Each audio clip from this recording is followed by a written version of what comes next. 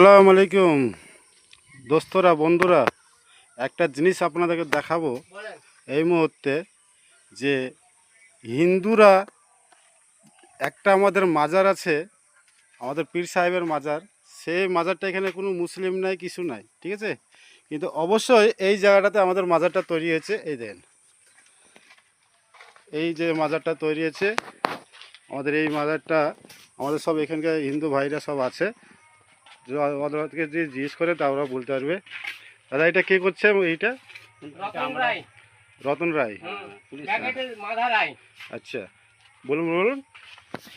মাধা রায় আর রতন রায়, হ্যাঁ, যত সব কন্ট্রাক্ট করে সেখানে সব রতন রায়। রতন রায়, হ্যাঁ আচ্ছা। দেখভাল আপনারাই করছেন? হ্যাঁ, আমরা এই যে নন্দ রায়, আচ্ছা জয়দেব রায়, আচ্ছা আচ্ছা, পশুপতি রায়, হ্যাঁ। সব কালা সর্দার। তাহলে এখানে কোনো মুসলিম জমি টুসলিম নাই? কালা সর্দার, এখানে মুসলিম নাই। এটা ওই জমি মালিক এরা জমি দিয়েছে। আচ্ছা আচ্ছা। তো যাই হোক, এই মাজারটা কত বছর ধরে আছে? বহুত দিন ধরেই চলছে এটা। এই মাজারটা বহুত দিন বলতে গেলে তাও প্রায় 20 বছর। হ্যাঁ, 40। তখন মানে পাকা বেঁধেছিলাম না, এমনি অনুষ্ঠান চলছিল।